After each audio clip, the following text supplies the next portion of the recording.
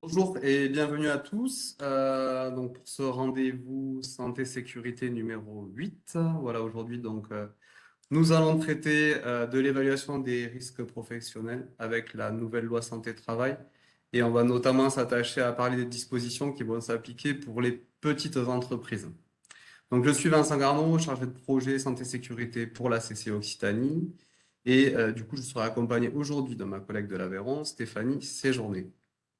Donc pour ceux qui nous rejoignent pour la première fois, on rappelle juste que ces webinaires en fait mensuels sont organisés avec un partenariat de la CCI Occitanie, la DRETS Occitanie, l'ensemble des acteurs du plan régional santé-travail et le relais des 13 chambres territoriales.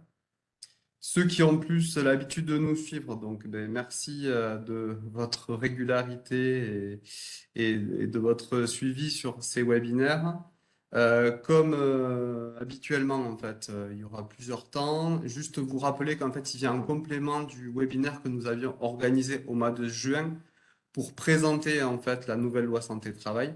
Là, on fait un zoom sur les petites entreprises. Donc, on a essayé de cibler plus particulièrement la cible des moins de 50 salariés.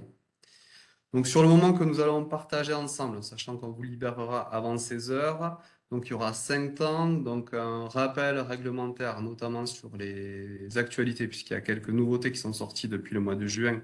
Donc là, c'est Fatima Bebou de la DRETS Occitanie qui vous informera de tout ça. On verra donc avec un service de santé au travail, celui du Aveyron-Lot, donc Prestal, Jonathan Reynaud, donc, qui nous présentera une méthodologie et ses retours terrain de bonnes pratiques sur l'évaluation des risques.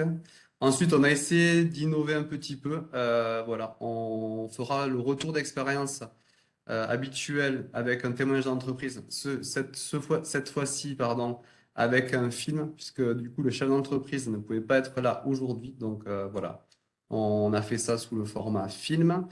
Et ensuite, Stéphanie Séjourné nous présentera son retour d'expérience et les conseils des accompagnements qu'elle a pu faire dans le cadre des prestations CCI. Pour conclure, donc, le temps d'échange, donc, nous poserons les questions à nos experts. Et voilà, comme habituellement, on va vous solliciter pour 2 sondages, vous faire interagir. Il y aura également le question de la satisfaction à la fin. Et pour rappel, du coup, donc le webinaire est enregistré. Vous pouvez le retrouver en replay sur notre chaîne YouTube. Le support vous sera également communiqué par votre conseiller CCI. Voilà, écoutez, bon webinaire et je passe la parole de suite à Madame Bébou pour la première partie. Bonjour, je me présente, Fatima Bebou, je suis inspectrice du travail au service de réglementation relations de travail à l'adresse Occitanie. Et donc, je vais vous présenter la partie réglementaire concernant les nouveautés qui ont été apportées par la loi santé-travail du 2 août 2021. Pour débuter, donc, on va vous proposer un petit sondage sur la mise à jour de votre document unique d'évaluation des risques. Donc, il doit s'afficher à l'écran. Donc, il suffit de cliquer si vous ne le voyez pas directement, en fait, juste à côté du chat. Donc, c'est le rond avec les 3 carrés et le plus. C'est l'application Slido qui nous sert à administrer le sondage.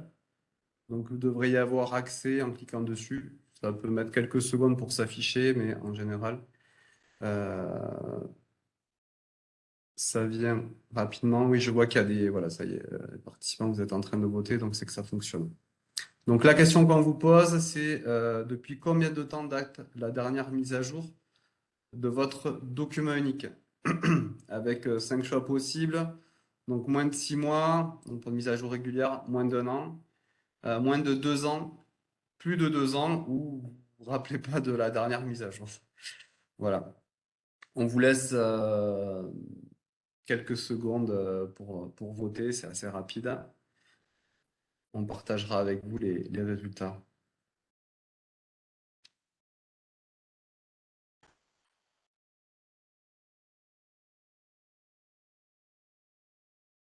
Donc, j'incite les derniers voilà, à se positionner sur Slido et à répondre du coup à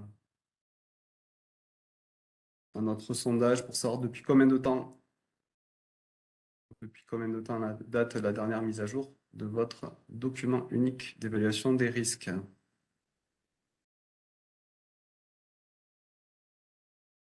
Ouais, les derniers, si vous voulez bien voter. Donc, je vois qu'il y en a qui nous rejoignent aussi en même temps. Donc, on a essayé de démarrer à l'heure.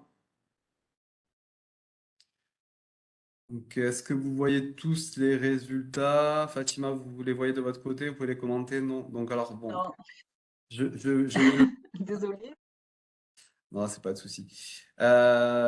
Du coup, voilà, il y a eu 26 votes là. Donc, il y a 38%, donc moins de 6 mois, qui est la majorité. Donc, félicitations. 30% moins de 1 an. 8% moins de 2 ans. 8% de plus de 2 ans. Et 15% qui ne savent pas. Bon, donc il y a quand même 15% qui ne savent pas de quand date la dernière mise à jour. Donc on a fait ce sondage parce qu'effectivement, c'est un des points qui va être abordé dans ma présentation et qui a été repris en fait par la loi santé-travail. Donc il y a eu des dispositions concernant justement cette mise à jour que je vais vous préciser ultérieurement.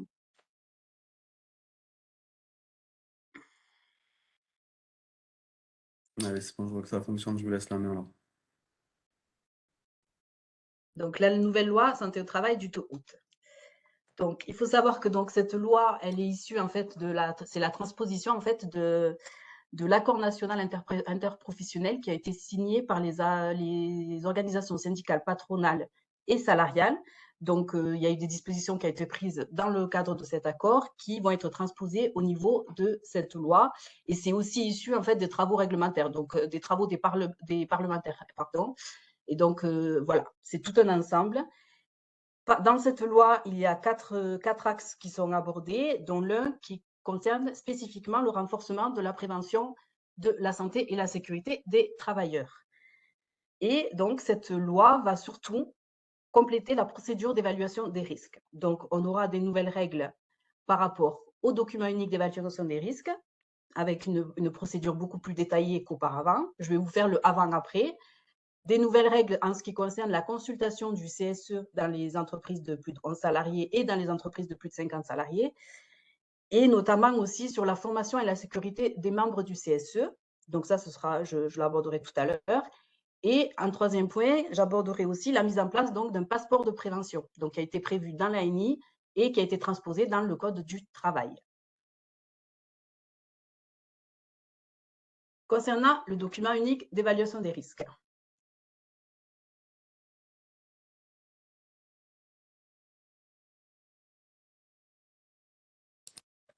Fatima, je sais pas si. On reprend un peu l'évaluation des territoires dans les entreprises. Ça marche pas? Si, c'est bon, mais juste, j'ai cru que vous aviez coupé le son parce que pendant 2-3 secondes, il n'y avait plus rien. Mais là, ça a été rétabli. Désolé. Il y a des coupures. Bon, voilà. Donc, avant cette loi, depuis 2001, toutes les entreprises ont l'obligation de transcrire les résultats de leur évaluation des risques donc, dans le document unique d'évaluation des risques. C'est donc un inventaire des risques professionnels qui est identifié par unité de travail. Et au niveau de l'absence de ce document, en fait, c'est une sanction possible par les services d'inspection du travail. Donc, ça, c'était depuis 2001. La nouvelle loi du 2 août 2021, donc, elle a apporté des modifications et donc des précisions sur ce document unique, notamment sur son élaboration, sur les résultats de son évaluation, la mise à jour, la conservation du document et la mise à disposition et la transmission du document. Donc tout ça, je vais le voir, je vais l'aborder. Voilà. Alors, la nouveauté. En fait, le législateur a voulu apporter de nouvelles contributions pour l'élaboration du document unique d'évaluation des risques. Donc, il a élargi en fait la possibilité pour les employeurs d'être aidés pour pouvoir entrer dans cette démarche d'évaluation des risques. En sachant que jusqu'à présent, par exemple, on reprend le CSE,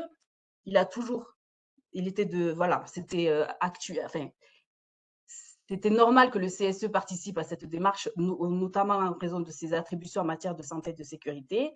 Mais là, en fait, cette loi, elle a acté la possibilité, l'obligation pour le CFE le fait que le CSE doit participer à la démarche d'évaluation des risques avec l'employeur. On sait que l'employeur, il est toujours maître, en fait, de cette évaluation. C'est la compétence de l'employeur, mais il pourra s'associer maintenant avec le CSE pour pouvoir entrer dans cette démarche d'évaluation des risques, ce qui est très important et qui est important pour le renforcement du dialogue social.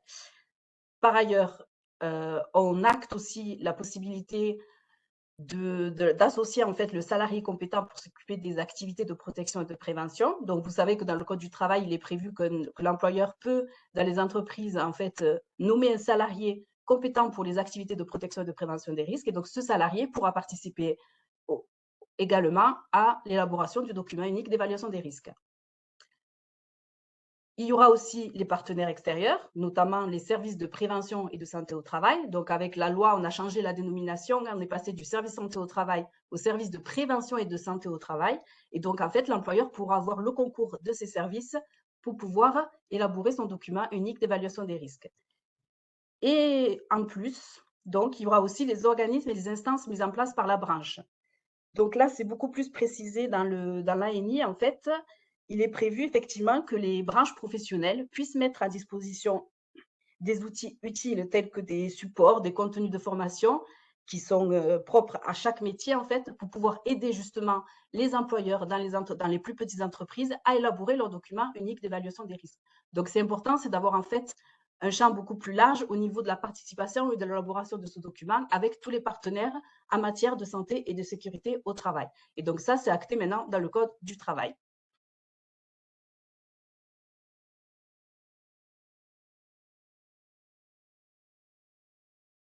Un autre point aussi, en fait, le champ de l'évaluation. En fait, on a élargi le champ de l'évaluation des risques. Donc, jusqu'à présent, avant cette loi, l'employeur, il évaluait les risques dans les choix des procédés, dans l'aménagement et dans la définition des postes de travail.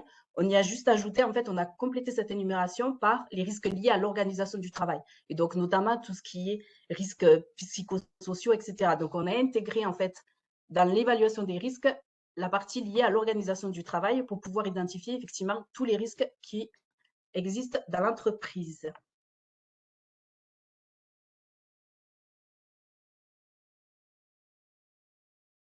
On a aussi un renforcement donc, de l'évaluation des résultats d'évaluation. Alors, l'évaluation des risques, maintenant, elle doit déboucher pour les entreprises de plus de 50 sur un programme annuel de prévention des risques professionnels et d'amélioration des conditions de travail. Donc ça concerne effectivement les entreprises de plus de 50. Par contre, pour les entreprises de moins de 50, maintenant, elles ont l'obligation, en fait, d'établir une liste des actions de prévention des risques et de protection des salariés. Avant, on faisait plus ou moins des plans. On devait évaluer chaque poste de travail, identifier les risques et mettre en place des mesures correctives. Donc là, on va avoir une liste d'actions de prévention avec plus ou moins un calendrier, etc., dans les entreprises pour pouvoir remédier ou supprimer les risques qui ont été identifiés.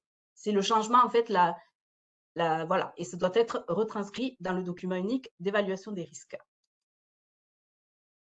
Concernant la mise à jour, donc c'est d'où le petit sondage de tout à l'heure. Alors, les entreprises maintenant de moins de 11 salariés, elles sont exonérées de la mise à jour annuelle. Donc, jusqu'à présent, chaque année, le document unique d'évaluation des risques devait être mis à jour. Maintenant, pour les entreprises de moins de salariés, on considère qu'elles ne sont pas obligées de le faire annuellement.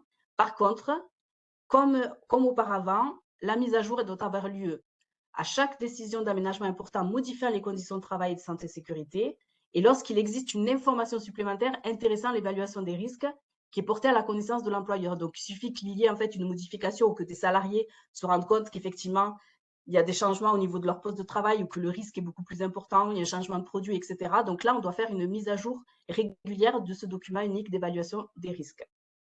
Et en fait, la modification concernant l'information supplémentaire, c'est qu'avant, on parlait d'unité de travail. Ça a été supprimé. Donc, c'est vraiment une information supplémentaire par rapport à l'évaluation des risques dans toute l'entreprise.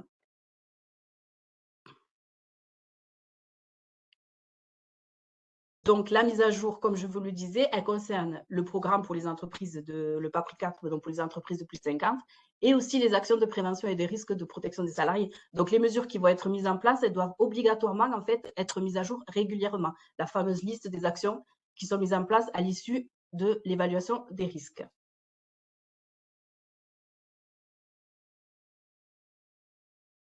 Ce qui a été modifié aussi dans le cadre de cette loi, en fait, c'est l'obligation de la conservation du document. Donc, auparavant, on avait un document papier ou informatisé au sein des entreprises pour le document unique d'évaluation des risques. Maintenant, alors, au niveau de la durée, en fait, l'idée de la loi, c'est d'assurer la traçabilité collective des expositions aux risques. Donc ça, c'est pour qu'effectivement, tous les salariés puissent avoir une traçabilité de tous les risques auxquels ils ont été exposés à travers les différentes activités qu'ils ont pu occuper. Et donc maintenant, on a une obligation de conservation des différentes versions pendant 40 ans. Et ça s'applique à partir du 31 mars 2022 et postérieurement. Et pour ce faire,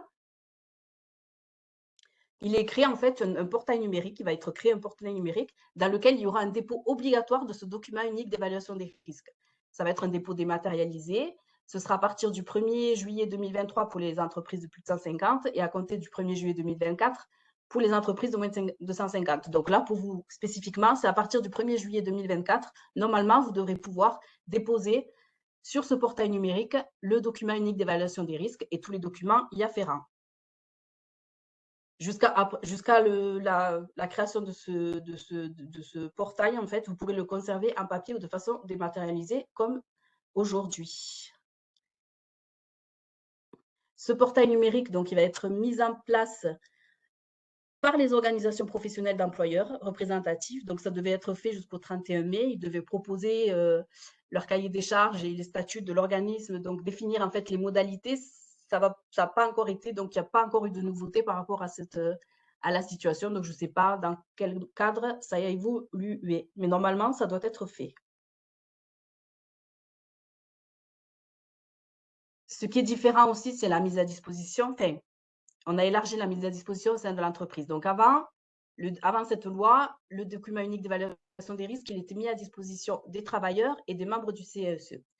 Aujourd'hui, ce seront non seulement les travailleurs qui sont dans l'entreprise, mais c'est aussi la mise à disposition des anciens travailleurs pour la version actuelle du document unique.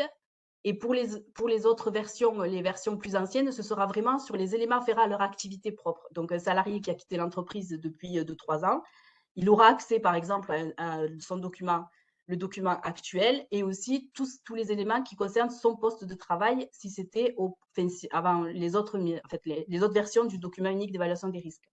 Et pareil, on reste toujours la mise à disposition des membres du CSE. À l'extérieur de l'entreprise, donc maintenant, le document unique d'évaluation des risques, il doit être mis à la disposition du service de prévention et de santé au travail, comme auparavant, et les agents de l'inspection du travail, comme auparavant. Ainsi que les agents des services de prévention des organismes de sécurité sociale, les inspecteurs de la radioprotection pour tout ce qui est risque rayonnement ionisant, et les agents des organismes professionnels de santé, de sécurité et de conditions de travail.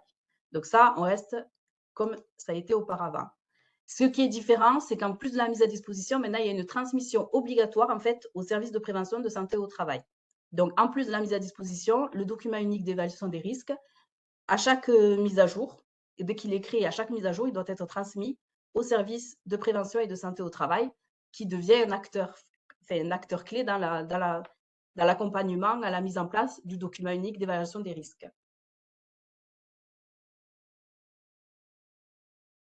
En deuxième partie, donc, je vais vous parler du comité social et économique, qui est donc un acteur clé aussi de l'élaboration du document unique d'évaluation des risques.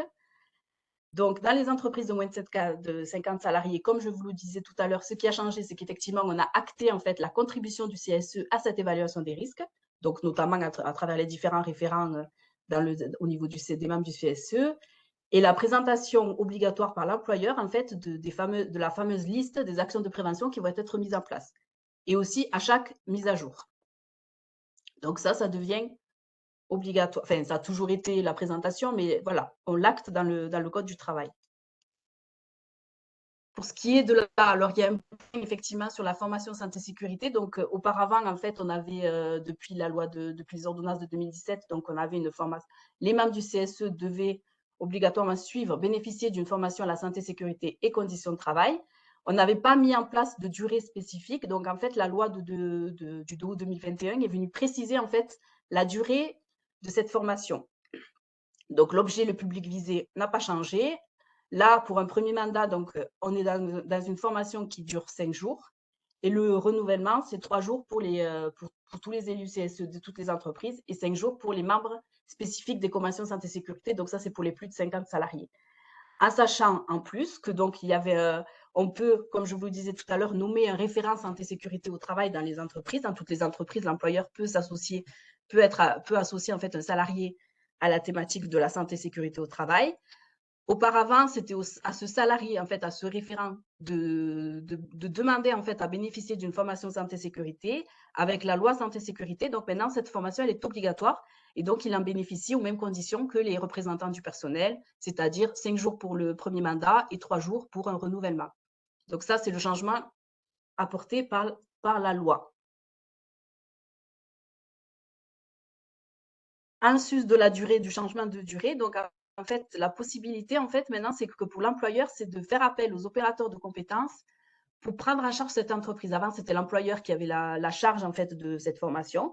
Donc maintenant, dans les entreprises de moins de 50 salariés, les coûts pédagogiques, la rémunération et les charges sociales, ainsi que tout ce qui est afférent, les frais de transport, de restauration, peuvent être pris en charge par les opérateurs de compétences, par les organismes de formation. Et c'est pareil pour la formation du référent santé-sécurité. Un dernier point, donc, ce qui est la nouveauté, c'est la mise en place effectivement d'un passeport de prévention. Donc, c'est un passeport de prévention qui doit être créé au plus tard le 1er octobre 2022. Donc, c'est toujours pas effectué parce qu'on attend toujours certains décrets d'application. L'objectif de ce passeport de prévention, donc, c'est d'assurer une meilleure traçabilité. Donc, c'est en fait de recenser toutes les attestations, les certificats, les diplômes obtenus par le travailleur au sein de l'entreprise, mais aussi en fait d'avoir un suivi de ces formations. Donc, l'employeur pourra avoir aussi accès aux formations et aux attestations que le salarié a pu avoir dans le cadre de ses anciennes fonctions ou dans le cadre de ses études, etc. Donc, en fait, là, l'employeur aura accès en fait à toutes les informations concernant la formation santé-sécurité de son salarié et il pourra, lui, alimenter à chaque formation dont aura bénéficié le salarié ce fameux passeport de prévention. Donc, c'est les employeurs, les organismes de formation et les travailleurs eux-mêmes, quand ils suivent des formations à leur initiative, qui pourront alimenter à chaque fois ce passeport de prévention. Et les modalités de mise en œuvre, donc, elles doivent être prises dans des décrets ultérieurs qui ne sont pas encore sortis. La seule nouveauté, c'est qu'effectivement, vous avez un site qui est consacré au passeport de prévention qui a été mis en place par le ministère du Travail depuis le 5 octobre, je crois. Et dans ce site, donc, vous avez toutes les informations concernant ce passeport de prévention et vous avez surtout le calendrier de mise en place avec l'ouverture du site le 5 octobre, l'ouverture du passeport de prévention pour les travailleurs. Donc, les travailleurs pourront normalement pouvoir le compléter dès avril 2023 et l'ouverture du passeport aux employeurs entre 2023 et 2024 et la possibilité de consultation donc par les employeurs en 2024 normalement.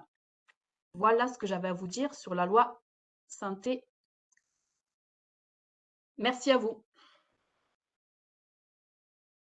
Merci beaucoup. Du coup, c'était très clair pour cette présentation. En plus, on a pu voir voilà, les dernières nouveautés, notamment liées au passeport de prévention, même si on n'a pas tout.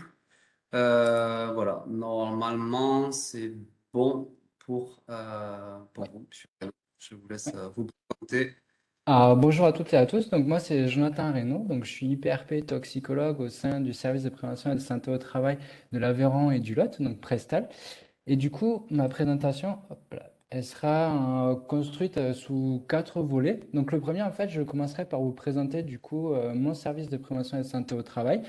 Et je vous présenterai par la suite en fait les différentes missions qui peuvent être inhérentes à un service de prévention et de santé au travail de manière générale. Je poursuivrai ensuite par la méthodologie générale du document unique. Donc globalement, quelles sont les différentes étapes pour réaliser un document unique? Ensuite, je vous présenterai en fait l'accompagnement qui peut être envisagé et qui est possible avec un service de santé au travail. Du coup, je m'appuierai préférentiellement en fait sur l'expérience de Prestal et je terminerai enfin par quelques conseils pour rendre le document unique performant et utile dans le cadre de votre démarche de prévention. Alors, Prestal, en fait, c'est un service de prévention et de santé au travail qui est né rapidement, en fait, de la fusion en 2021 de 2 services de santé au travail, donc le service de l'Aveyron et le service du Lot. Donc, une chose importante à retenir, c'est que en tant que service de prévention et de santé au travail, en fait, on est des acteurs de proximité pour la prévention des risques professionnels. Le but étant, c'est de vous accompagner au mieux. Et pour cela, en fait, il y a en gros un voire deux services de prévention et de santé au travail par département. Donc, il y a vraiment une proximité avec les entreprises de chaque département. Alors, quelles sont nos missions? Donc, nos missions, en fait, elles sont au nombre de quatre principalement. Donc la première, c'est la surveillance de l'état de santé. Donc c'est sans doute celle que vous connaissez le mieux. Donc c'est ni plus ni moins que les visites médicales que peuvent passer les salariés, soit avec un médecin, soit avec une infirmière. Et ensuite, il y a également en fait tout ce qui est action en entreprise. Donc là, pour le coup, on vient au sein de votre entreprise, on discute avec vous, on découvre votre activité, on discute avec vous de quelles pourraient être vos problématiques et de quelle manière en fait on pourrait vous aider. Et sur cette base, on va vous donner des conseils en vue d'améliorer les conditions de travail. Et la dernière, en fait, c'est tout ce qui est traçabilité et veille sanitaire. Donc, il faut savoir que les médecins du travail, en fait, peuvent participer à des études épidémiologiques, à différentes enquêtes. Et le but, c'est de pouvoir collecter des données qui permettront derrière d'orienter les politiques nationales, les politiques régionales, voire même, en fait, les orientations que pourrait prendre le service dans le cadre de son projet de service. Et ces quatre missions ont pour finalité, en fait, de préserver l'état de santé des travailleurs tout au long de leur vie professionnelle. Donc ça, c'est vraiment notre leitmotiv, c'est de pouvoir préserver l'état de santé. Alors, depuis la loi du 2 août 2021, il y a eu quelques évolutions par rapport à nos missions. Donc, on retrouve bien évidemment tout ce qui est accompagnement des entreprises. Donc là, c'est vraiment le sujet en plus de cette présentation. Tout ce qui est suivi individuel et par contre a été mis en avant un peu plus que précédemment, en fait, tout ce qui est prévention de la désinsertion professionnelle. Donc, c'est éviter principalement que des inaptitudes soient posées et que certains salariés se retrouvent parfois sans possibilité de retourner au travail par rapport à des problématiques de santé. Et enfin, la dernière mission, et ça c'est la grande nouveauté, c'est que les services de prévention et de santé au travail deviennent des vrais acteurs en fait de la politique nationale de santé publique. Et l'exemple le plus parlant, c'est la crise sanitaire durant laquelle les services de prévention et de santé au travail en fait ont pu participer aux campagnes de vaccination. Donc vraiment ce volet-là qui arrive en plus des autres. Alors, au niveau de l'organisation, en fait, les services de prévention et de santé au travail sont organisés en équipes pluridisciplinaires. Donc, chaque équipe pluridisciplinaire est composée d'un médecin, d'une à deux infirmières et infirmiers, une assistante médicale et un intervenant en prévention des risques professionnels. Donc, c'est ce dernier, en fait, qui va vous accompagner, éventuellement, si vous le souhaitez, sur la réalisation de votre document unique. Donc, je vais rentrer un peu plus dans le détail par la suite. Et après, il y a d'autres missions aussi qui peuvent être proposées. Donc tout ce qui est accompagnement à la réalisation du document unique, comme je disais, mais on peut proposer également différentes sensibilisations sur des thématiques diverses et variées, sur le risque chimique, sur le bruit, et on peut même aller un petit peu plus loin dans tout ce qui est accompagnement au changement d'une situation de travail. Donc par exemple, si au cours de votre document unique, vous identifiez qu'il y a une situation qui serait particulièrement dangereuse et qui nécessiterait une modification du poste, eh bien, vous pouvez faire appel à nous pour qu'on puisse vous accompagner et vous aider au mieux dans la réalisation de ce projet. Alors, rentrons un peu plus dans le vif du sujet, donc tout ce qui est méthodologie générale de l'évaluation des risques. Donc, question existentielle, pourquoi évaluer les risques professionnels? Donc, bien évidemment, comme l'a présenté précédemment Madame Bébou, il y a une obligation réglementaire derrière le document unique. Mais moi, j'irais même un petit peu plus loin, c'est pas que ça. Bien au contraire, ça va vous permettre d'identifier les situations dangereuses et derrière de les traiter à travers la réalisation d'un plan d'action. Tout ça en vue d'améliorer les conditions de travail. Et un point sur lequel je voudrais appuyer, c'est que, en fait, d'améliorer les conditions de travail, ça peut avoir un impact aussi sur les performances de votre entreprise, que ce soit sur le côté humain. Donc, en effet, si les conditions de travail sont meilleures, les salariés seront plus motivés à venir au travail. Il y aura du coup moins d'absentéisme, potentiellement moins d'accidents du travail. Et donc, tout ça va permettre de favoriser du coup les performances de l'entreprise.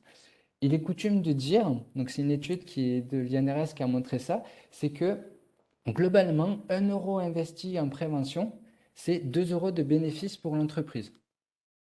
Voilà un titre d'information. Alors, globalement, pourquoi faire son document unique? Donc, la première chose, c'est de pouvoir identifier les situations à risque et de pouvoir les traiter à travers un plan d'action. Et comme son nom l'indique, document unique, ben, c'est un document qui va permettre vraiment de formaliser l'ensemble des actions de prévention qui auront pu être mises en place et qui seraient à mettre en place dans le cadre du plan de prévention. Donc c'est un document qui va vraiment structurer votre démarche de prévention et vous permettre de la mettre en place au fur et à mesure des années, au fur et à mesure de l'évolution de votre entreprise. Et enfin, ça va vous permettre aussi d'assurer le suivi de la démarche dans le temps et des évolutions de conditions de travail. Donc, comme l'a rappelé également Madame Bibou, il y a une obligation maintenant, depuis 30 mars 2022, de garder en fait son document unique pendant 40 ans et de garder les différentes mises à jour. Donc ça, c'est vraiment une histoire de traçabilité. Et pour synthétiser au niveau de cette diapositive, je dirais que le document unique, c'est un outil de prévention, mais également un outil d'information qui peut être utile pour, par exemple, si vous recevez un nouveau salarié, ben, lui présenter les risques inhérents à votre activité et qu'est-ce qui est mis en place pour les réduire. Alors, au niveau du document unique, donc il peut être construit en différentes étapes. Donc là, vous voyez les différentes étapes. Donc elles sont au nombre de 6. Et comme toute démarche, un peu en mode projet, il va falloir préparer l'évaluation. Donc identifier quelles sont les ressources nécessaires, quels sont les acteurs qui peuvent vous aider dans la réalisation de ce document. Donc par exemple, votre service de prévention et de santé au travail. Et la première étape, vraiment l'étape de terrain, c'est vraiment de commencer par recenser les différentes situations de travail. Donc, quelles sont les différentes activités que vous avez au sein de votre structure? Une fois que vous avez fait cela, il va falloir identifier les situations dangereuses et les risques associés. Donc, une fois que vous avez fait vraiment cette phase d'identification, donc c'est vraiment par rapport à votre activité, il va falloir évaluer les risques. Cette évaluation va vous permettre derrière de prioriser des actions au moment du plan d'action, identifier en fait les situations qui nécessiteraient le plus rapidement en fait une modification.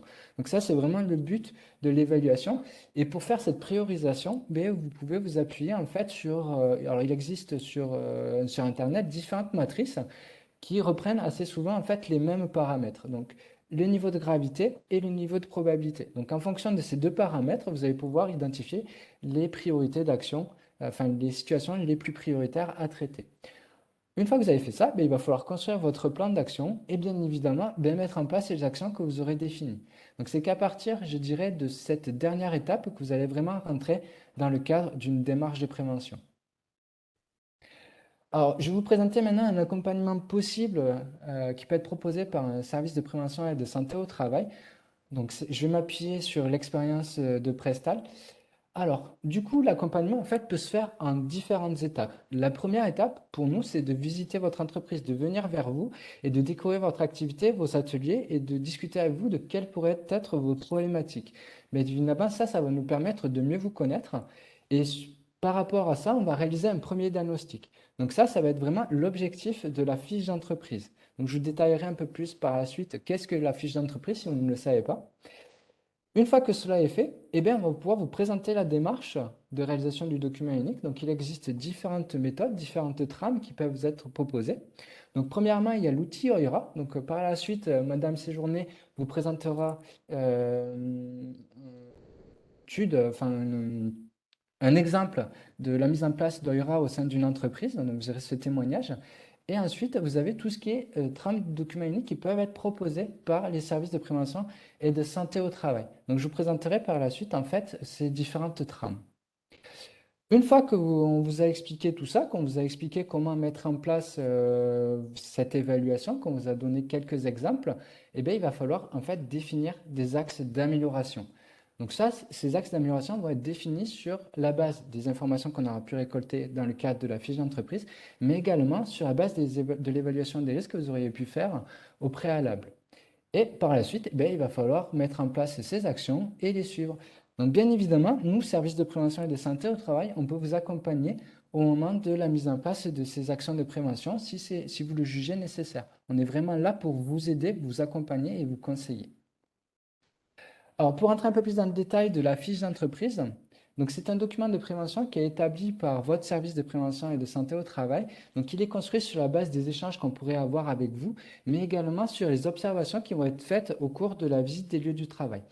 Donc ça, ces observations, en fait, vont permettre d'identifier différents éléments. Donc, les différentes sources de danger, quels sont les salariés qui peuvent être exposés à ces sources de danger et quelles sont les actions de prévention qui sont déjà en place. Sur cette base, nous, avec notre expérience et notre expertise, et en discutant avec vous, on va pouvoir identifier en fait des axes, des leviers supplémentaires de prévention. Donc, on va pouvoir vous donner des conseils sur cela. Alors, vous verrez par la suite que la structure de l'AFE et la structure du document unique sont assez similaires et c'est pas pour rien. Et avant de poursuivre et de vous présenter un exemple, un petit questionnaire. Voilà. Un petit peu comme on l'a fait sur le document unique, on voulait savoir en fait, recueillir votre avis sur depuis combien de temps en fait date la dernière mise à jour de votre fiche entreprise. Donc là aussi, vous avez également plusieurs réponses. Donc, soit vous n'en avez pas encore, c'est bien dommage. Donc, pas de mise à jour depuis sa création. Mise à jour fréquente, c'est-à-dire que le service de santé, en tout cas, vous accompagne régulièrement. La mise à jour à date de plus de 4 ans, ou tout simplement, vous ne savez pas depuis quand vous avez eu la dernière mise à jour. On vous laisse une grosse minute voilà, pour répondre. Je vois que vous avez vu comment ça fonctionnait. C'est plus rapide que le premier, c'est parfait. Donc, Jonathan, est-ce que vous avez le retour de votre côté? Ouais, c'est en train d'arriver. C'est bon, vous le voyez? Ok, moi je vous laisserai commenter alors.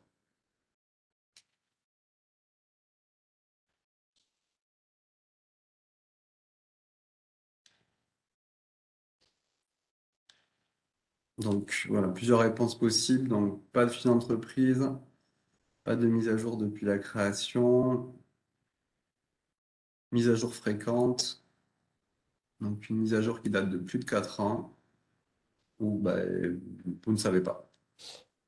Alors, par rapport aux résultats qui s'affichent, alors c'est sans surprise, je pourrais dire. Donc, la première réponse qui sort avec 35%, c'est ne sais pas. Et la deuxième, avec 29%, c'est je n'ai pas de FE. Donc ça met en évidence en fait une des problématiques que l'on a au sein des services de prévention et de santé au travail. Et c'est aussi pour ça qu'il y a eu une réforme, c'est qu'il faut qu'on s'améliore en fait sur la couverture du taux de FE, enfin sur la couverture des FE des entreprises. Et comme vous pouvez le voir par rapport à cette diapositive qui présente le contenu de la fiche d'entreprise, c'est vraiment un document qui peut vous être bénéfique pour la mise en place en fait de votre document unique. Je vais vous présenter rapidement en fait un exemple de fiche d'entreprise. Donc, excusez-moi, c'est pas très très gros, mais le principe, je vais vous l'expliquer. En fait, une fiche d'entreprise est constituée de différentes parties. Donc la première, c'est tout ce qui est renseignement d'ordre général. Donc c'est toutes les informations vraiment basiques, donc l'identification de l'entreprise, son activité, quels sont les postes de travail, combien de salariés il y a, différentes informations assez générales. Et la partie la plus importante, c'est vraiment l'identification en fait des risques professionnels et plus précisément des sources de danger. Donc là, nous, en tant que service de prévention et de santé au travail, sur la base des observations que l'on va faire et des échanges qu'on va avoir avec vous, et bien du coup, on va identifier pour chaque unité de travail ou pour chaque poste de travail quelles pourraient être les sources de danger présentes. Une fois que cela est fait, on peut vous donner en fait quelques conseils, quelques recommandations ou aller un petit peu plus loin en fait dans la démarche d'analyse. Donc le but étant, c'est de pouvoir vous aider au maximum par la suite dans la réalisation de votre document unique. Alors, au niveau de l'évaluation du niveau de risque, donc on peut le faire de plusieurs manières. Et la manière la plus commune, en fait, c'est de se baser, comme je disais, sur deux critères, donc les critères de fréquence et les critères de gravité. Le but étant, c'est de réussir derrière à identifier quelles pourraient être les situations les plus dangereuses et donc du coup celles à traiter en priorité. Donc là, c'est un exemple que je vous présente qui est en fait la trame de Prestal, donc une des trames de Prestal, où nous on prend la fréquence, la gravité, mais on intègre également derrière en fait le niveau de maîtrise. Le niveau de maîtrise, c'est en fait tout ce que vous auriez pu mettre en place déjà au moment de votre évaluation en termes de moyens de prévention et de protection qui viseraient en fait à réduire les risques. Alors, sans rentrer vraiment dans le détail du calcul de tous ces risques, de cette hiérarchisation, le but étant en fait, c'est que vous rentriez vraiment dans une démarche de prévention et que vous puissiez identifier en fait des leviers d'amélioration. La finalité, c'est vraiment de pouvoir améliorer les conditions de travail au sein de votre entreprise. Alors, je vais vous présenter du coup quelques exemples. Donc là, un premier exemple, c'est une approche par activité qui va reprendre en fait les différentes étapes. Donc la première étape, voilà, comme on disait tout à l'heure, c'est d'identifier différentes situations de travail. Donc là, par exemple, le meulage. Quelles sont les sources de danger qui sont inhérentes à cette activité? Donc le bruit ou les outils dangereux, les risques inhérents. Et derrière, en fait, on va coter ces différents risques selon les trois critères que je vous ai présentés précédemment. Donc la gravité, la fréquence et la maîtrise. Ce qui va nous donner en fait un niveau de risque. Et par rapport à ce niveau de risque, on va pouvoir hiérarchiser en fait les risques les uns par rapport aux autres. Une autre approche qui est aussi envisageable, c'est l'approche par le risque, donc par la source de danger. Donc là, par exemple, par rapport au bruit, quelles sont les situations de travail où on peut rencontrer cette source de danger? Donc on peut la rencontrer par exemple au niveau du meulage ou au niveau de la conduite des machines. Et après, la démarche est également la même pour identifier en fait les priorités à traiter. Et enfin, je terminerai par quelques conseils pratiques pour vous aider au mieux en fait dans la réalisation de votre document unique ou tout du moins dans la mise en place en fait d'une démarche de prévention des risques. Alors, en effet, je ne vous le cache pas, mettre en place une démarche de prévention, ça peut être une démarche longue et chronophage. La seule chose qu'il faut penser en fait, c'est que mais en y allant petit à petit, en fait, on peut s'améliorer. Alors, la démarche de prévention, elle ne va pas se faire du tac au tac avec un claquement de doigts. Au contraire, ça va être quelque chose qui peut se mettre en place petit à petit. Et par la suite, du coup, vous allez pouvoir mettre en place votre démarche de prévention de manière explicite et utile. Et du coup, le document unique, en fait, va être vraiment là pour formaliser tout ça. En termes de conseils, du coup, le document unique, en fait, c'est pas simplement un document réglementaire que vous allez mettre par la suite dans un tiroir. Au contraire, c'est un document en fait qui doit être un vrai document de travail qui doit être vivant. Et pour cela, moi, ce que je peux conseiller aux entreprises quand elles se lancent dans la mise en place de leur document unique, dans l'évaluation des risques, c'est que dans première approche, il ne faut pas chercher l'exhaustivité. Si vous cherchez l'exhaustivité dès le départ, le problème, c'est que ça va vous paraître particulièrement chronophage, particulièrement fastidieux, et vous allez vite vous épuiser et vous n'allez pas en comprendre l'intérêt. Au contraire, si vous partez sur l'essentiel, en identifiant déjà des priorités, vous allez pouvoir mettre en place cette démarche petit à petit. Et au fur et à mesure, en fait, des mois, des années, vous allez pouvoir déployer votre démarche et entrer vraiment, au final, dans une culture de prévention. Donc, une chose importante, c'est que le document unique, en fait, c'est un document qui doit être à votre image. Donc, le mieux, c'est que vous soyez vous qui le fassiez et que vous puissiez le faire également de manière collective avec vos salariés, en vous appuyant sur leurs connaissances, sur leurs compétences et sur la connaissance, en fait, de leur poste de travail. Et du coup, au niveau de la démarche de prévention, comme je l'ai déjà précisé précédemment, elle ne peut exister que s'il y a un plan d'action. Donc un plan d'action efficace, avant tout, c'est d'identifier des priorités pour éviter de se perdre et de vraiment rester focus sur ce qui est le plus important à traiter. Une fois que vous avez identifié ces priorités, il va falloir définir des actions qui vont permettre de réduire ces risques. Et si c'est les risques principaux, du coup, vous allez traiter déjà pas mal de choses. Et une chose importante que je voudrais aussi préciser, c'est que même si vous voyez qu'une action est facile à mettre en place, mais que ça ne va pas réduire énormément le risque, faites-la quand même. Toute petite chose, toute petite action va vous permettre en fait d'améliorer les conditions de travail. Par exemple, acheter une nouvelle chaise de bureau, ça va permettre d'améliorer les conditions de travail de la personne qui va en bénéficier. Et par la suite, du coup, il faut faire vivre cette démarche en restant attentif aux différentes sources de danger qui peuvent exister par ailleurs. Alors, au niveau du plan d'action, je vais vous donner quelques conseils. Donc, comment le construire? En fait, on peut le construire en trois étapes. La première, en fait, c'est l'identification. Donc, identifier les principales sources de danger de votre activité. Alors, par chance, il existe quand même pas mal de documents qui peuvent vous aider dans tout ça. Donc, il y a des documents spécifiques liés à un secteur d'activité. Donc là, vous avez l'exemple, par exemple, de la restauration traditionnelle, où il est mentionné dans ce document, en fait, les principaux risques. Donc là, vous en avez quatre. Vous pouvez vous baser également sur votre analyse, sur vos connaissances de votre activité, de votre secteur d'activité, mais également sur celle de vos salariés et éventuellement des retours d'expérience que vous pourriez avoir d'autres entreprises. Et bien évidemment, pour le rappeler, sur la base de la fiche d'entreprise qui est rédigée par votre service de prévention et de santé au travail. Une fois que vous avez fait cela, il va falloir définir en fait concrètement ces actions de prévention. Donc, par chance également, ben, vous avez quand même pas mal de documents qui existent et il ne faut pas hésiter à aller les voir, à vous baser également sur l'expérience de vos salariés et en tant que service de prévention et de santé au travail, on reste présent pour vous conseiller et pour vous aider dans la définition de ces actions de prévention, mais également en fait dans leur mise en place. Alors, au niveau de la mise en place, en fait, il existe différents leviers. Donc, le premier, c'est vraiment de vous baser sur un planning qui va faciliter l'organisation de ces différentes actions de prévention, avec par exemple une échéance, un référent pour suivre cette action. Je le rappelle, votre service de prévention et de santé au travail reste disponible et vous avez également la possibilité en fait de bénéficier d'aides financières de la CARSAT qui peuvent fortement vous aider en fait sur le plan financier. Et la CARSAT, pour rappel, peut également vous aider sur ces différents aspects et vous donner des conseils de prévention. Et ensuite, eh bien, pour terminer, eh bien, vous pouvez vous appuyer également sur vos ressources en interne et ce n'est pas les moins importantes, bien au contraire.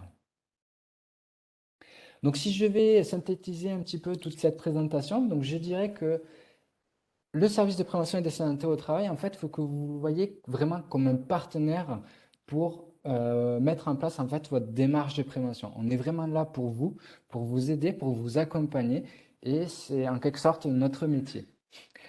Ensuite, le document unique, en fait, il ne faut pas le voir forcément comme une contrainte. Bien au contraire, je dirais que c'est une opportunité pour vous pour mettre en place vraiment une démarche de prévention et améliorer vos conditions de travail. Et derrière, vous verrez que ça vous sera très bénéfique. Et un dernier, je dirais que chaque petite évolution, aussi petite soit-elle, ben c'est toujours un pas supplémentaire vers une démarche de prévention pour améliorer vos conditions de travail. Donc, merci. Merci beaucoup pour cette présentation, du coup, tous les détails concrets que vous avez pu nous transmettre. Voilà, donc on va maintenant passer du coup au témoignage vidéo. Voilà, puisque l'entreprise ne pouvait pas être présente, du coup, on vous propose un film. Du coup, Stéphanie, de ton côté, est-ce que c'est bon? Tu peux prendre le relais. Oui, ben je prends le relais, le temps de faire les derniers mini-réglages techniques pour vous indiquer que ça sera le témoignage d'un hôtel-restaurant basé à Saint-Afrique, Fabien Bonaldi. L'hôtel-restaurant comporte 12 CDI et une vingtaine de saisonniers pendant la saison touristique. Fabien Bonaldi a accepté de témoigner aujourd'hui alors qu'il est en fait en congé. Nous avons donc enregistré son témoignage et je le remercie vraiment à nouveau vivement pour ce témoignage. Alors, petite précision, vous verrez, les questions en fait sont simplement notées à l'écrit sur la vidéo. Donc en fait, j'appelle à toute votre attention pour la vidéo. Sinon, en fait, on m'a fait remarquer que c'était très facile de décrocher si on ne garde pas les yeux sur l'écran. Donc vous allez voir, c'est un témoignage assez rapide. Mais voilà, vous devriez avoir réponse à pas mal de vos questions. Donc juste le temps de lancer hop, les bons paramètres pour que vous ayez justement un son qui soit nickel. Hop, on y va. Ici. Et c'est bon.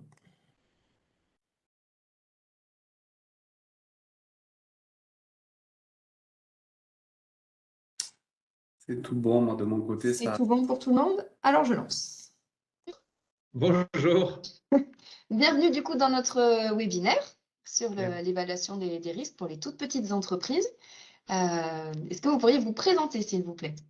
Alors, ben, moi, je m'appelle Fabien Bonaldi et donc je suis le directeur de l'établissement Cap-Vert Aveyron. Donc, c'est un hôtel-restaurant situé à Saint-Afrique. Ok, pour nous donner un petit peu un ordre de grandeur, il y a à peu près combien de salariés sur Cap-Vert actuellement? Alors, l'hôtel, Je vous prie de m'excuser, c'est les joies du direct. Je n'ai absolument pas sélectionné la bonne vidéo. J'allais dire, il me semble que c'est la version longue, en fait. C'est reparti. Oui, c'est la version longue, c'est la version d'origine. Donc, mais c'est Ok. reparti. Bon, allez, on te laisse choisir la version du coup courte optimisée où du coup les temps de parole, les questions sont bien notées par écrit pour justement optimiser Je le vous prie de m'excuser la vraiment. vidéo. C'est reparti. C'est bon, ça Bonjour. doit être bon. Bienvenue du coup dans notre webinaire sur l'évaluation des risques pour les toutes petites entreprises. Est-ce que vous pourriez vous présenter, s'il vous plaît? Alors, moi, je m'appelle Fabien Bonaldi et donc je suis le directeur de l'établissement Cap Vert Aveyron. Donc, c'est un hôtel-restaurant situé à Saint-Affrique. Alors, moi, quand j'ai pris la direction de l'établissement en janvier 2021, on était donc sur une page blanche au niveau du DUER. Ça veut dire qu'il y avait un DUER qui n'était pas actualisé depuis, je crois, une dizaine d'années. Et donc, on était sur un format tableau, en fait, une trame tableau, et j'avais même pas la trame informatique. Donc, c'était repartir de zéro pour remettre à jour le DUER.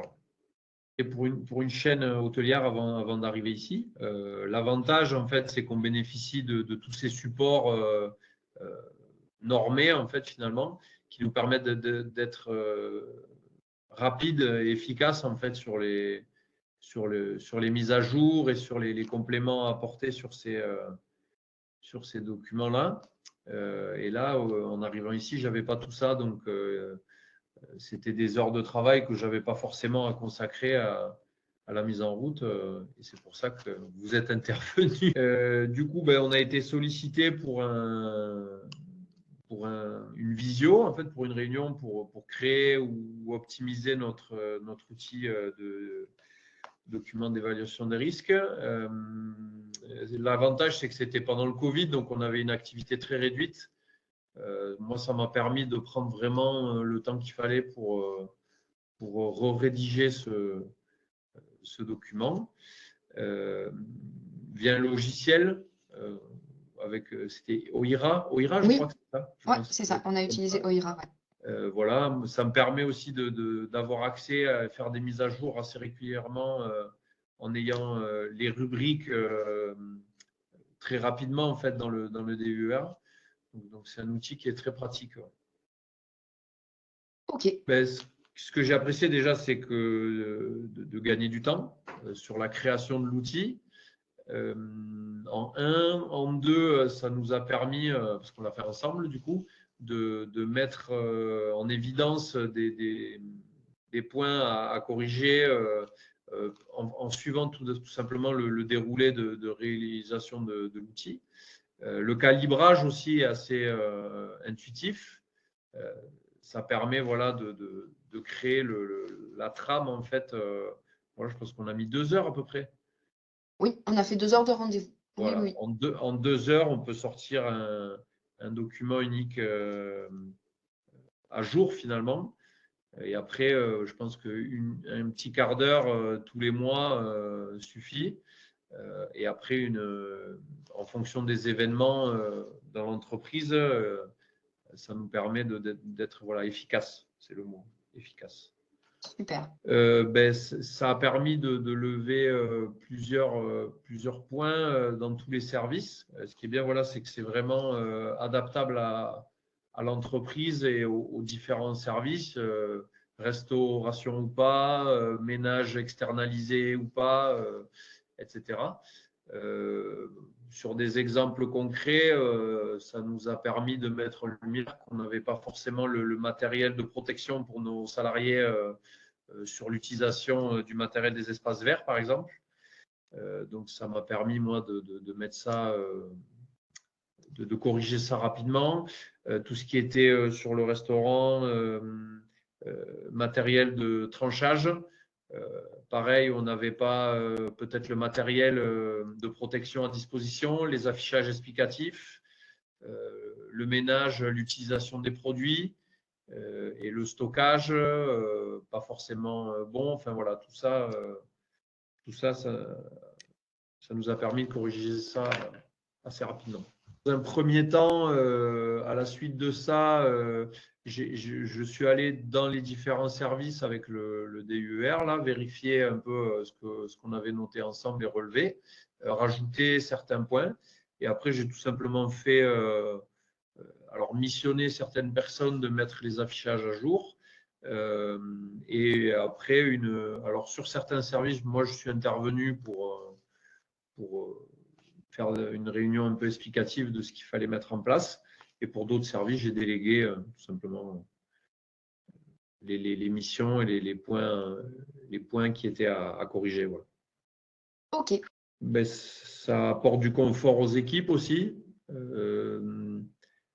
Parce que voilà, c'est du matériel qu'ils n'ont pas forcément, qu'ils ont peut-être besoin. Mais voilà, pour X ou Y raison, ce n'est pas mis en place. Donc, ça permet de mettre ça en lumière, tout simplement.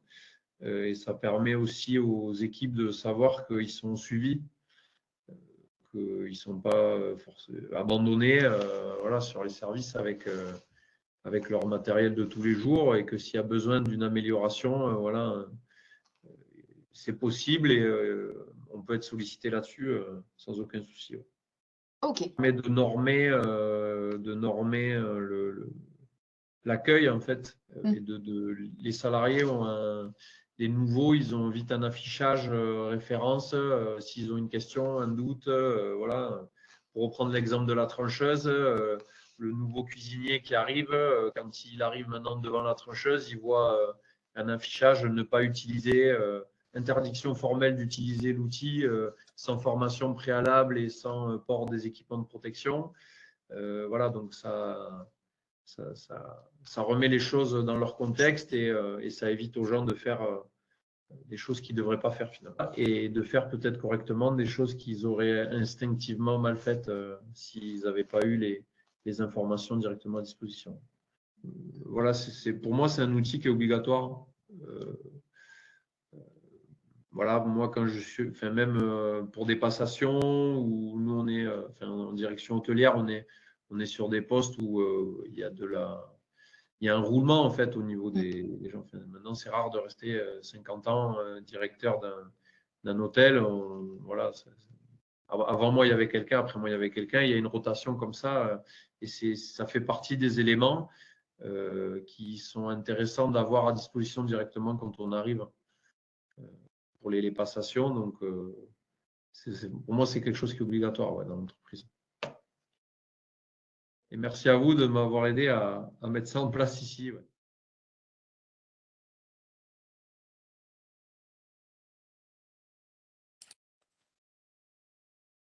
Bon, très bien. Écoutez, on espère que vous avez apprécié ce nouveau format. Ça nous a permis de tester voilà, un témoignage vidéo.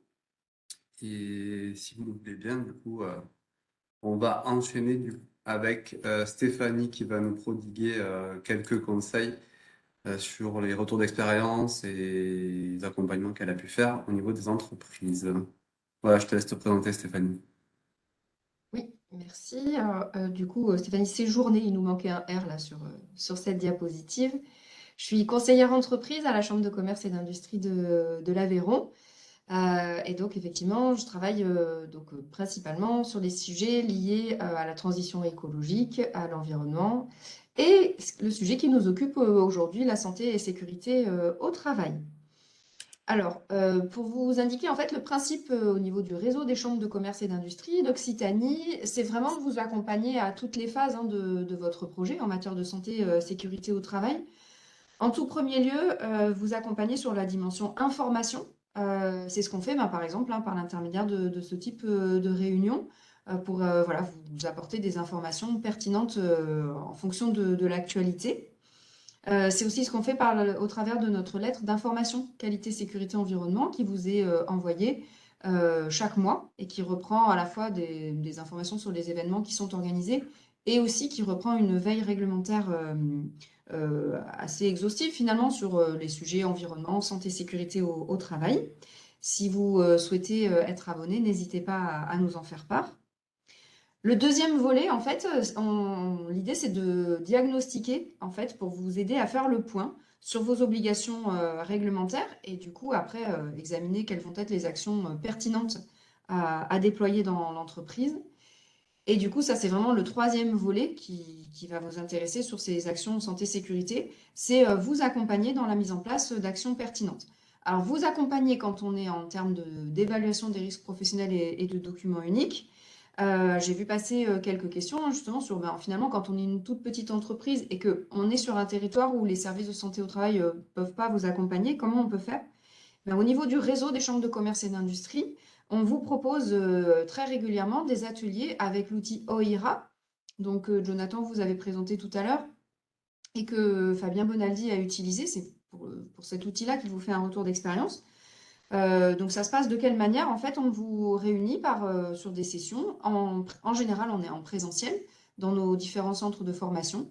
Et vous êtes derrière un ordinateur. Et là, pendant 2 heures, vous rédigez directement, vous manipulez sur un outil qui vous permet de faire, alors moi je dis toujours, ça vous permet de faire entre 80 et 85% de votre document unique. Alors pourquoi pas 100%? Parce qu'en fait, après, le reste du travail, vous le faites de retour dans votre entreprise avec vos salariés. En fait, l'idée, Fabien Bonaldi vous en a parlé aussi, c'est de faire un lien avec les équipes, de se servir de cet outil comme un outil de management, de reboucler avec eux. C'est vraiment vos salariés qui connaissent le mieux leur activité, puisque on va s'intéresser à leur situation en travail réel et non pas en travail prescrit. Donc voilà. Une fois que vous avez fait le lien avec les équipes, c'est là que véritablement vous obtenez votre document unique.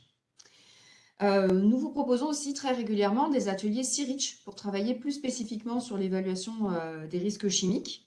La CCI de l'Aveyron en organise un dans 15 jours, là, le lundi 28 novembre. Donc n'hésitez pas à vous inscrire si vous êtes intéressé. Et puis, en complément de ces actions-là, les CCI d'Occitanie vous proposent aussi des coachings sécurité pour avancer, par exemple, sur des points spécifiques. Ça peut être le cas aussi si, par exemple, l'outil OERA, finalement, est un peu sous-dimensionné pour vous en termes d'évaluation des risques. Et bien, en fait, on a la possibilité de vous accompagner plus finement voilà, par ces coachings sécurité. Les points clés, en fait, à retenir dans vos évaluations des risques professionnels, nos deux intervenants vous en ont bien parlé. On ne cherche pas du tout l'exhaustivité dans une évaluation des risques pro. Ça serait complètement utopiste, on n'y arriverait de toute façon pas. Ce que je vous dis toujours en formation, c'est qu'on cherche en fait une honnêteté intellectuelle, voilà, de manière très responsable et objective. Quels sont les risques principaux que l'on a repérés dans l'entreprise et comment est-ce qu'on va faire pour les traiter? Ce qui compte finalement dans l'entreprise, c'est d'enclencher cette démarche de prévention. Donc nous, CCI, on vous accompagne pour vous poser les bonnes questions. On vous prépare aussi pour faire ce lien avec les équipes. Voilà, l'idée, c'est d'avancer en prévention. Jonathan a utilisé l'image des petits pas. Et en fait, voilà, c'est vraiment ça. Il faut démarrer étape par étape pour progressivement construire des choses sur des bases qui soient les plus concrètes et les plus solides possibles. Je vous souhaite une très bonne évaluation des risques. Et alors, du coup, nous sommes à votre disposition pour la partie questions-réponses. Merci beaucoup pour ce retour d'expérience, Stéphanie. Donc, on est sur la partie questions-réponses. Donc, je suis en train de les finaliser. Bon, voilà, si je les prends dans l'ordre, en fait, des présentations, il y en avait quelques-unes qui s'adressaient à Madame Bébou, notamment sur le rôle du CSE. Donc, sa mise en place, oui, en dessous de 50 personnes, peut-être repréciser le seuil. Et du coup, après, il y avait une question sur en fait, la validation de la démarche du document unique par le CSE. Donc, vous l'avez présenté, donc certains sont arrivés un peu plus tard. Voilà, et on s'excuse avant de laisser Madame Becbou répondre. J'ai vu que certains d'entre vous étaient partis pour des problèmes de son. Malheureusement, on s'excuse. Voilà, ça peut peut-être venir des fois de notre réseau, du vôtre. C'est difficile à identifier dans tous les cas. Donc, vous aurez accès au replay et au support. Voilà, donc Madame Bébou, si vous voulez bien répondre. Donc, le seuil du CSE, Oui, j'ai vu. c'est l'attribution. Effectivement, c'est 11 salariés. En fait, le CSE est obligatoire à partir de 11 salariés. Et en fait, vous avez aussi un autre seuil qui est de 50 salariés où les attributions sont différentes pour les CSE de 50 salariés et plus. Mais vous avez bien un CSE à partir de 11 salariés, en fait. C'est le remplacement, en fait, des anciens délégués du personnel qui existaient dans les entreprises auparavant. Mais à partir de 11, on doit mettre en place un CSE. Voilà. Pour ce qui est de j'ai vu la question sur Donc, c'est en fait, enfin, voilà, les attributions du CSE. valider la méthodologie. Donc voilà, ce que j'expliquais en fait, effectivement, ce qui est obligatoire en fait, c'est de présenter au CSE pour les moins de 50 salariés, je suis bien dans les entreprises de moins de 50 salariés, de présenter effectivement, après l'élaboration du document unique, la liste en fait des actions qui ont été mises en place. Par contre, le Code du travail, justement, avec cette nouvelle loi de 2021, dit bien qu'en fait, doit contribuer à l'élaboration du document unique, le CSE. Donc l'idée, effectivement, c'est pas une histoire de validation, mais c'est de faire en sorte que le CSE participe et élabore et que l'employeur élabore conjointement avec les membres du CSE le document unique d'évaluation des risques. Donc c'est vraiment en amont jusqu'au final, en fait, et de le présenter après lors d'une réunion plénière, de présenter les listes suite en fait, à cette évaluation des risques et ce qui en est ressorti, en fait. Voilà, la démarche doit être faite du début à la fin, en fait, avec un accompagnement et en participation des membres du CSE. Merci pour ces compléments. Du coup, il y a des questions qui concernent plus voilà, de façon globale les réponses globales des services de santé et de prévention au travail.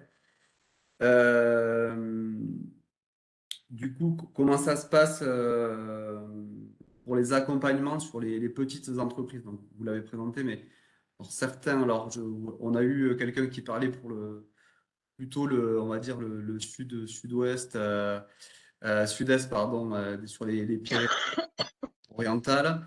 Bon, on va pas, voilà, on va pas définir les spécificités locales, mais en gros, voilà, je pense qu'il est plus important de rappeler l'appui et l'apport d'un service de santé, et notamment sur les petites entreprises. En fait, le plus gros apport, c'est surtout que de pouvoir venir au sein de votre entreprise. Donc ça, c'est quelque chose que, par intermédiaire de la loi du 2 août 2021, le législateur nous demande d'améliorer. En fait, les services de santé au travail doivent définir enfin, les services de prévention de santé au travail doivent définir une offre socle. Et cette offre socle, en fait, vise à pouvoir proposer à minima tous les 4 ans une action de prévention à l'intérieur des entreprises. Le but étant, c'est de pouvoir accompagner toutes les entreprises adhérentes au service en essayant en fait d'avoir une offre qui sera harmonisée, que ce soit pour une très petite entreprise comme pour une grande entreprise. Après, voilà, pour les très petites entreprises, c'est pas une nouveauté, il faut qu'on s'améliore, mais on y travaille. Et le but, c'est voilà, c'est de pouvoir venir au sein de votre entreprise par l'intermédiaire, par exemple, de la fiche d'entreprise. Merci, je pense que c'était important de le repréciser, en effet. Et du coup, en complément, donc, vous l'avez dit, est-ce que c'est payant? Ah, non, c'est pas payant. C'est vrai Pour rassurer tout le qu'avec monde, hein, que ça avec fait la partie de nouvelle votre loi, cycle, il oui. y a la distinction entre offre socle et offre complémentaire. Pour le coup, je vais parler au nom de mon service, mais également au nom de la plupart des services. C'est que l'offre de socle, en fait, c'est ni plus ni moins que ce que l'on peut proposer déjà aux entreprises à l'heure actuelle. Donc, tout ce qui est accompagnement, par exemple, au document unique, donc là que j'ai pu voir dans la liste des questions, ça rentre dans l'offre socle. Donc, c'est compris dans la cotisation que vous payez en début d'année. Merci. Et du coup, je réponds pour le réseau des chambres de commerce. Les accompagnements qu'on peut proposer, comme l'a précisé Stéphanie, que ce soit sur les ateliers OIRA ou sur les ateliers CERIC, c'est également pris en charge par le cadre de partenariats qu'on a mis en place avec la CARSAT Midi-Pyrénées et la CARSAT Languedoc-Roussillon. Voilà, c'est des formats ateliers de demi-journée qu'on propose et qui sont pris en charge. Donc, il n'y a pas de coût pour les entreprises. On avait une question un peu plus spécifique, formation du coup sur les gestes et postures. Donc ça vient plutôt, je pense, sur la partie plan d'action.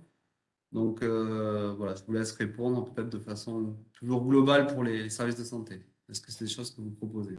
Ouais, alors au niveau des services de prévention et de santé au travail, on peut proposer des sensibilisations. Alors pas nécessairement sur les gestes et postures, parce que les gestes et postures, c'est vraiment un sujet très spécifique qui va plutôt relever en fait d'une formation qui sera dispensée principalement par un organisme de formation.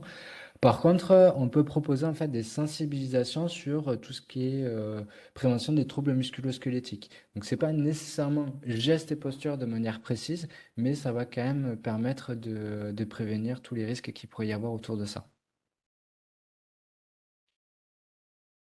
Merci. Dans la même un petit peu logique, tout ce qui est document qui peut être amené à construire un plan d'action. On avait la question sur une trame voilà, de consignes de sécurité. Il me semble pas qu'il y ait de choses réglementairement définies. Euh, je demande confirmation à Madame Bibou, mais Alors, je suis allé voir là sur Internet et on peut trouver facilement en fait différents exemples de trames. Donc il y a possibilité d'avoir des exemples sur Internet. Et peut-être un petit complément, Madame Bébou, sur mais qu'est-ce qui doit apparaître en fait à l'intérieur. C'est sûrement ça, le minimum peut-être. Et après, je pense que ça doit être adapté à la... après, ça dépend de chaque poste de travail. Donc, en fait, compliqué c'est des consignes au poste suite à la mise à jour. Oui, mais après, là, c'est chaque risque, à partir de chaque évaluation des risques. Donc, c'est compliqué d'avoir une idée générale. En fait, les consignes de sécurité, c'est vraiment tout ce qu'il faut faire ou ne pas faire, en fait, quand on occupe le poste de travail. Donc là, c'est plus large, en fait. Après, ce que j'ai expliqué, c'est qu'effectivement, dans le cadre de l'ANI, par exemple, il est demandé aux branches professionnelles, justement, de créer, en fait, des outils propres à chaque métier, en fait, et des petites formations, etc. Donc ça, c'est vraiment prévu dans la négociation avec les organisations syndicales et patronales, de mettre en place ce genre d'outils pour, justement, renforcer, en fait, cette prévention des risques. Donc après, il faut se rapprocher aussi des branches professionnelles, je pense. Ça fait Très, partie des objectifs, en tout cas. très bien, merci. Et puis, on a une question, en effet, c'est vrai on l'a pas abordé en détail ici, et qui est une nouveauté de cette loi santé-travail, c'était la différenciation, en fait, homme-femme, dans l'évaluation des risques pro. Donc, on a fait un webinaire spécifique dessus, où on l'a un peu abordé, qui était la santé au travail des femmes. Mais du coup, bah, je vous laisse apporter les compléments là-dessus. Oui, effectivement, dans le cadre, c'est une obligation, mais en fait, on ne l'a pas fait dans le cadre de la loi de 2021 parce que c'est une obligation qui existe auparavant, ça date de 2014, effectivement. On a l'obligation de faire, en fait, de comparer, en fait, les risques auxquels sont exposés les hommes et les femmes lorsqu'on fait cette fameuse évaluation des risques, en fait. C'est de faire une étude différenciée, en fait, des risques auxquels sont exposés les hommes et les femmes dans l'entreprise. Et ça fait partie, effectivement, des obligations de l'évaluation des risques. Mais ça existe depuis 2014. C'est pour ça qu'on n'en a pas fait. Enfin, c'est vrai que quand j'ai fait l'identification de tout ce qui doit être étudié dans le cadre de l'évaluation des risques, j'en ai pas fait mention. C'est un petit oubli. Bon, c'est rattrapé. Merci beaucoup. Voilà. Ce que je vous propose, comme il reste un peu de temps, c'est que je vais dérouler en fait pour présenter l'agenda. Si jamais il y a une question, ben, on la prendra. Et voilà, sinon, on reste avec nous pour compléter le questionnaire de satisfaction et notamment si vous avez des questions pardon, plus personnelles, prendre contact avec un conseiller CCI qui reviendra vers vous et qui voilà, soit sera en mesure de vous répondre directement ou vous mettra en relation avec la personne qui pourra vous répondre. Donc, on a un dernier webinaire pour 2022 donc, qui va traiter du risque amiante avec les bonnes pratiques de prévention. Donc, le 15 décembre prochain. Comme habituellement, voilà, vous aurez les coordonnées des intervenants et tous les liens utiles, du coup, vous permettant de revisionner nos webinaires et également d'aller trouver les textes de référence ou les supports bibliographiques qui vous permettront d'aller plus loin. Voilà, ben écoutez, je vois qu'il n'y a pas d'autres questions qui sont apparues dans le chat. Donc, merci à l'ensemble des personnes qui ont participé à la réalisation de ce webinaire. Merci à vous d'être toujours aussi nombreux à nous suivre. Voilà, bah écoutez, je clôture ce webinaire. Je vous donne rendez-vous donc le 15 décembre pour dernière session 2022. Et merci à ceux qui peuvent rester pour compléter notre questionnaire de satisfaction que je lance tout de suite.